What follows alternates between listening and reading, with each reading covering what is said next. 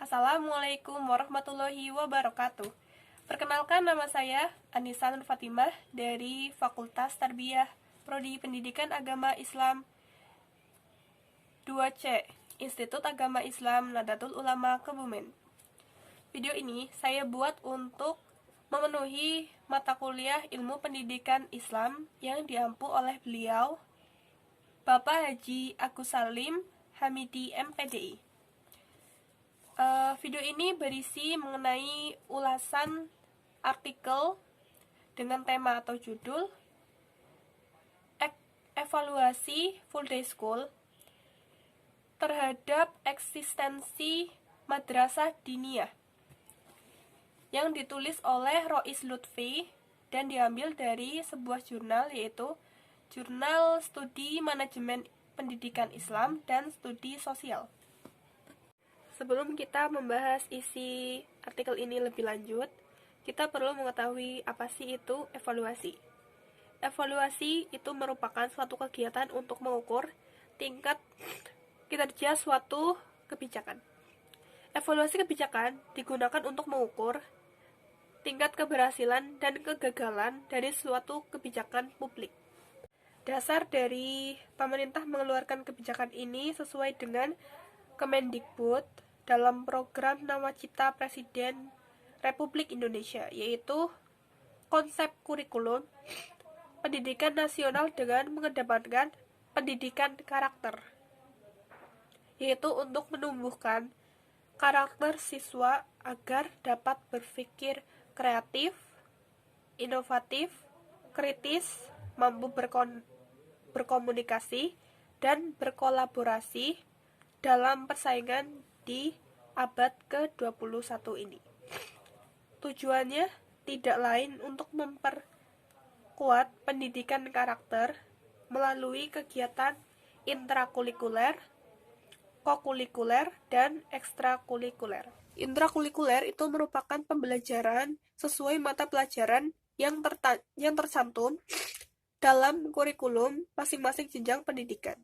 Sedangkan kokurikuler itu merupakan kegiatan yang dilaksanakan untuk penguatan atau pendalaman kompetensi dasar atau indikator pada mata pelajaran atau bidang sesuai dengan kurikulum. Contohnya itu kunjungan ke museum atau ke tempat-tempat edukasi lainnya.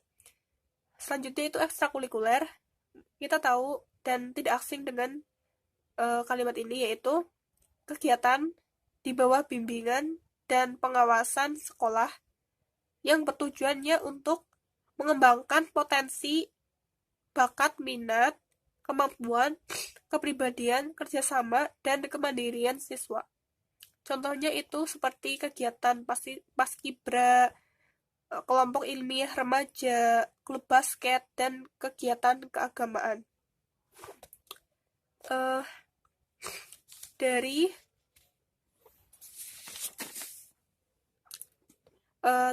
kegiatan-kegiatan itu mengacu pada 5 nilai prioritas pendidikan karakter, yaitu yang pertama religius, nasionalis, gotong royong, mandiri, dan integritas. Dari rangkuman yang telah saya sampaikan tadi, sekilas Full Day School ini lebih mengarah ke arah positif ketimbang ke arah negatif.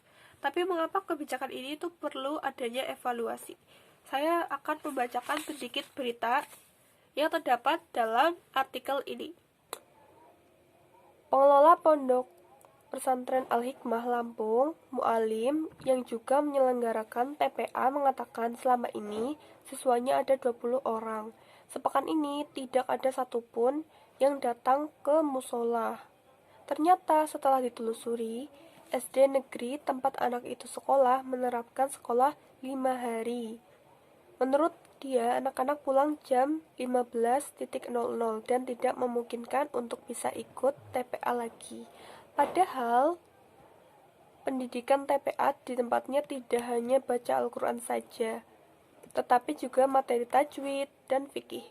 Dia berharap TPA yang sudah jalan selama 3 tahun itu bisa aktif kembali melayani masyarakat. Kondisi serupa juga terjadi di Indramayu. Pengurus Yayasan As-Safi'iyah Patrol, Indramayu Muhammad Hafifi, mengatakan sebagian SD negeri di daerahnya sudah menerapkan sekolah 5 hari. Akibatnya banyak Madin yang kehilangan siswa.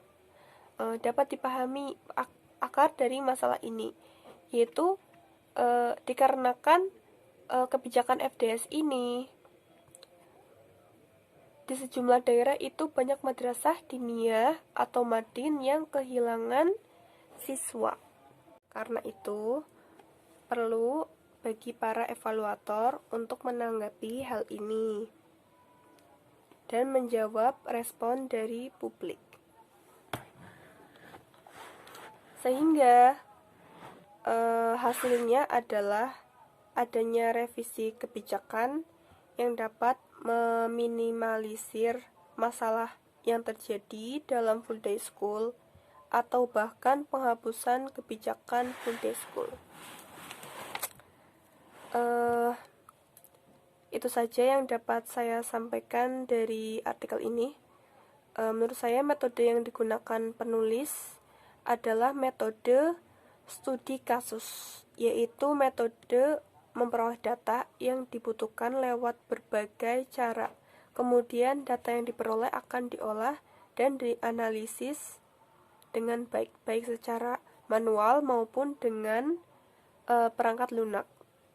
Kelebihan artikel ini menurut saya itu urutan dan penataan sesuai dengan kaidah kepenulisan sebuah artikel dalam jurnal.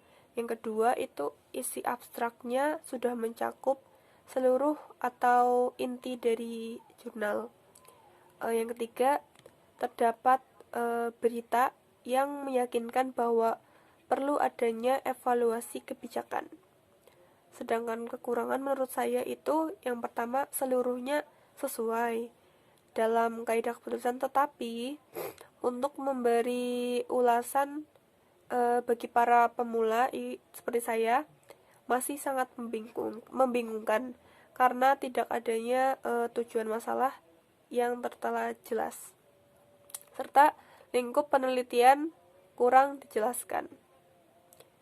Itu saja pendapat saya. Semoga dengan ini penulis dapat menulis dengan mengedepankan untuk para pembaca pemula.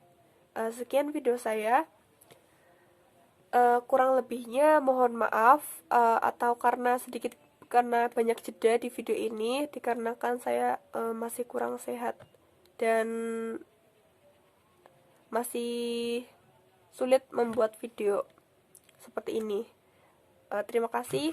Wassalamualaikum warahmatullahi wabarakatuh. Dadah.